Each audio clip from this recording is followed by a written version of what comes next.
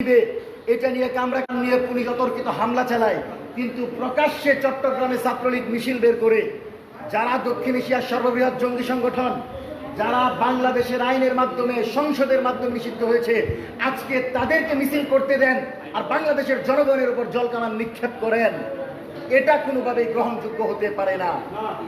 আমরা সরকারকে স্পষ্ট ভাষায় বলতে চাই, যে কোনো পদ্ধতি দিয়ে, যে কোনো প্রক্রিয়ার মাধ্যমে যদি বাংলাদেশে আওয়ামী লীগের রাজনীতিকে ফিরিয়ে আনতে চান, তাহলে 1400 শহীদ পরিবারের সাথে যুদ্ধ করতে হবে।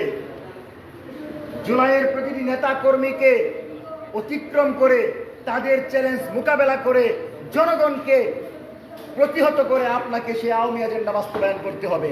সুতরাং কোনোভাবেই এসালামকে পুনর্বাসনের চেষ্টা করবেন না, কোনোভাবেই আওয়ামী সুশীল সম্প্রদায়কে বাংলাদেশের রাজনীতিতে সক্রিয় হতে দিবেন না।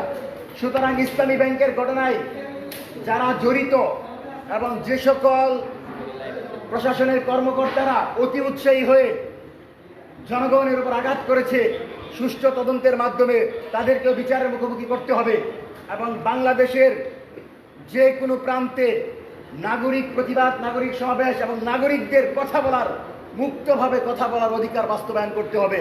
কোনোভাবেই প্রশাসনের মাধ্যমে অথবা নিজ দলের নেতাকর্মীদের লেলিয়ে দিয়ে ভিন্ন মতকে দমন করার কোনো চেষ্টা এই সরকার করতে পারবে না। সম্মানিত সাংবাদিক বন্ধুগণ, দেশের চলমান রাজনৈতিক প্রেক্ষাপটে আমরা লক্ষ্য করছি, হঠাৎ নিরবিচ্ছিন্ন শিশু ধর্ষণের ঘটনা ঘটল। মাননীয় প্রধানমন্ত্রী বললেন 7 দিনের ভিতর চার্জশিট দাখিল এবং 1 মাসের ভিতর বিচার হবে, কিন্তু আমরা এখন পর্যন্ত রামিসা হত্যাকাণ্ডের বিচারের ব্যাপারে কোনো অগ্রগতি লক্ষ্য করি নাই। আমরা মনে করি যে বিচারের ব্যাপারে প্রধানমন্ত্রী ওয়াদা দিয়েছেন, যে বিচারের ব্যাপারে বাংলাদেশের জনগণ রাজপথে থেকে সরকারকে অনুরোধ করেছে, সেই বিচার যদি 1 মাসের ভিতর সরকার করতে না পারে, তাহলে এই সরকারের বিচার ব্যবস্থা স্বাধীন এবং নিরপেক্ষ নাই বলে প্রমাণিত হবে। এবং এই ক্রমাগত দর্শনকে আমরা কোনোভাবেই সামাজিক অবক্ষয় মনে করি না। আমরা মনে করি আওয়ামী লীগের ফান্ডিংয়ে, আওয়ামী লীগের টাকায় বাংলাদেশের কিছু লোকজনকে লেলিয়ে দেওয়া হয়েছে, শিশুদেরকে দর্শন করে এই সরকারের রাজনৈতিক পরিবেশকে অস্থিতিশীল করে একটা আন্দোলনের দিকে দেশকে নিয়ে যাওয়া। এবং তারা মনে করে যে বিএনপি জামাত যদি আন্দোলন করে, বিএনপি জামাত যদি দাঙ্গায় লিপ্ত হয়, তাহলে হয়তো মাঝখান দিয়ে ফায়দা নিয়ে আবারও তাদের আপা প্রবেশ করবে। আগেও বলেছি, হাসিনার রাজনীতির কবর রচনা হয়ে গেছে, আপা ফেরত আসবে সেই স্বপ্ন ভুলে যান। এবং বাংলাদেশের সকল ফ্যাসিবাদ বিরোধী দলগুলোকে বলবো, যে কোনো পরিস্থিতিতে আপনারা ঐক্যবদ্ধ থেকে আওয়ামী লীগ মোকাবেলার প্রস্তুতি নেন। বাংলাদেশের রাজনীতিতে আওয়ামী লীগ যদি ফেরত আসে, এই আওয়ামী লীগ সবার আগে তারেক রহমানের উপর আঘাত করবে। এই আওয়ামী লীগ যদি ফেরত আসে, সবার আগে বিএনপিকে ধ্বংস করবে। সুতরাং বিএনপির যে ভাইয়েরা আওয়ামী লীগ পুনর্বাসনের দায়িত্ব নিয়েছেন, তারা নিজের পায়ে কোড়াল মারছেন এবং ফ্যাসিবাদ বিরোধী দল বিএনপিকে ধ্বংসের দিকে ঢেলে দিচ্ছেন। সেজন্য এসালামকে পুনর্বাসন চলবে না, আওয়ামী লীগকে পুনর্বাসন চলবে না, এবং কোন প্রক্রিয়ার মাধ্যমে আওয়ামী লীগের রাজনীতি থেকে সক্রিয় করা যাবে না। সম্মানিত সাংবাদিক বন্ধুগণ, গতকাল কুখ্যাত সন্ত্রাসী, রক্ষী বাহিনীর সন্ত্রাসী তুফায়েল এর মৃত্যু ঘটেছে। তুফায়েল মৃত্যুবরণ করেছে। আল্লাহ তার প্রাপ্য বুঝিয়ে দিবেন। তুফায়েল সেই বিদ্যালয়ে মালিককে হত্যা করেছিল। তুফায়েল সেই ব্যক্তি যিনি মুক্তিযুদ্ধের পর রক্ষী বাহিনী গঠন করে বাংলাদেশের সাধারণ জনগণের ধন সম্পদ লুটপাট করেছে, নারীদেরকে ধর্ষণ করেছে, একক আধিপত্যের মাধ্যমে যিনি বিএনপি সরকারের বিরুদ্ধেও ষড়যন্ত্র করেছে। দেশনেত্রী বেগম খালেদা জিয়া নাকি অসুস্থতার ভঙ্গি করেন, এই ধরনের কটূক্তি করেছিল এই তুফায়েল। সুতরাং এই তুফায়েলের জানাজা যে হয়েছে, এটাই তো আমাদের জন্য দুঃখের বিষয়। যেই বাংলাদেশে সাকা চৌধুরীর জানাজা ঢাকায় করতে দেওয়া হয় নাই, যেই বাংলাদেশে আল্লামা সাইদির জানাজা করতে দেওয়া হয় নাই, সেই বাংলাদেশে তুফায়েলের জানাজা হয়, আর আমরা বসে বসে দেখি। এটা আমাদের জন্য লজ্জাজনক। আমরা মনে করি বাংলাদেশে যারা গুম, খুন, জুলুম, নির্যাতনের শিকার ছিল, তারা বেঁচে থাকতে তাদেরকে উপেক্ষা করে সেই জালেমদেরকে কোনোভাবেই বিচারহীন পরিবেশে রাজনীতি করার সুযোগ দেওয়া যাবে না। এবং এখন পর্যন্ত এই জানাজাকে কেন্দ্র করে বিভিন্ন জায়গায় আওয়ামী লীগ রাজনীতি করার চেষ্টা করছে। তুই যদি জানাজায় অংশগ্রহণ করার নিয়তে আসিস তাহলে এখানে জয় বাংলা স্লোগান কেন হবে? সুতরাং এই জানাজায় যারা নেতৃত্ব দিয়েছে, লতিফ সিদ্দিকী, সাবির হোসেন চৌধুরী এবং আনিস আলমগীর সহ সকল কুশীলবদেরকে দ্রুত সময়ের ভিতর গ্রেফতারের দাবি জানাচ্ছি। লতিফ সিদ্দিকী প্রকাশ্যে জয় বাংলা স্লোগানের নেতৃত্ব দিয়েছে।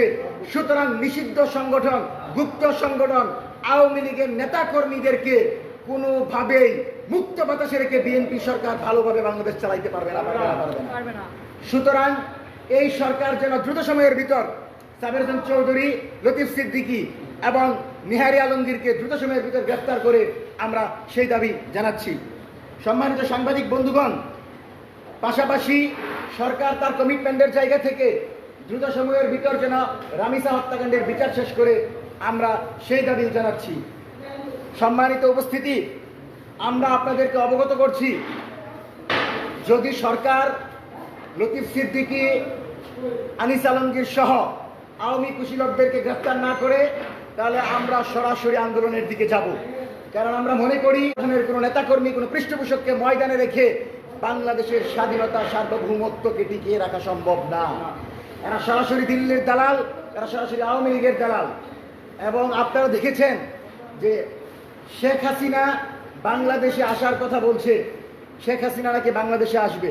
আমরা আমাদের জায়গা থেকে বলি, এই সরকার অবশ্যই শেখ হাসিনার ফাঁসির রায় কার্যকর করার জন্য শেখ হাসিনাকে ফিরিয়ে আনতে হবে এবং শেখ হাসিনাকে ফিরিয়ে এনে বিচারের মাধ্যমে সবচেয়ে দ্রুত সময়ে তার ফাঁসির রায় কার্যকর করবে। এটা বাংলাদেশের জনগণের দাবি, জনতার দাবি। এবং যেদিন বাংলাদেশের মাটিতে হাসিনার ফাঁসি হবে, আওয়ামী লীগের বিচার হবে, তারপর আওয়ামী লীগ রাজনীতি করবে কি করবে না সেটা জনগণের সাথে আওয়ামী লীগ ডিল করবে। কিন্তু বিচারের আগে আওয়ামী লীগের কোনো সংগঠনকে, কোনো পৃষ্ঠপোষককে বাংলাদেশের মুক্ত বাতাসে ঘুরতে দেয়া হবে না। মঞ্চ 24-এর আজকের এই সংবাদ সম্মেলনের মূল দাবি হচ্ছে, আনিস আলমগীর, লতিফ সিদ্দিকী সহ গতকাল তুফায়েলের মৃত্যুবরণের জানার পর জানা যায় যারা জয় বাংলা স্লোগান দিয়ে আওয়ামী লীগের পৃষ্ঠপোষকতা করেছে, সন্ত্রাসী সংগঠনকে সক্রিয় করে তারেক রহমানের সরকারকে উৎখাতের চেষ্টা করেছে, সরকার বিরোধী পরিকল্পনার অংশ হিসাবে তাদেরকে সরকার বিরোধী ষড়যন্ত্রকারী হিসেবে দ্রুত সময়ের ভিতর গ্রেপ্তার করতে হবে। দ্বিতীয়ত, রামিসা হত্যাকাণ্ডের বিচার 1 মাসের ভিতর সমাপ্ত করতে হবে, অর্থাৎ আর 15 দিনের ভিতর এই বিচার করতে হবে। তৃতীয়ত, 1-11 যত কুশীলব যারা মিডিয়া ফেসিবাদের মাধ্যমে, মিডিয়ার মাফিয়া তন্ত্রের মাধ্যমে বাংলাদেশের জুলাই নেতৃবৃন্দকে কষ্ট করছে,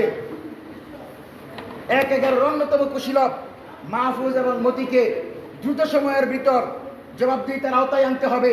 কারণ এই মাহফুজ, মতি তারেক রহমান এবং খালেদা জিয়াকে হত্যাযোগ্য করে তুলেছিল এবং তাদের ডেইলি স্টার এবং প্রথম আলো বিএনপি সরকারের বিরুদ্ধে, বিএনপির বিরুদ্ধে লাগাতার মিথ্যা অপবাদ এবং প্রচারণা করে বাংলাদেশে আওয়ামী লীগকে টিকিয়ে রেখেছিল এবং তারেক রহমানের উপর নির্যাতনের পিছনে এই ডেইলি স্টার এবং প্রথম আলো দায়ী ছিল। সুতরাং এদেরকেও দ্রুত সময়ের ভিতর বিচারের আওতায় আনতে হবে। সুতরাং 1-11 সকল কুশীলবদের বিচার মঞ্চ 24 দাবি করছে। আজকের এই সংবাদ সম্মেলনের এ পর্যায়ে লিখিত বক্তব্য সমাপ্ত হলো।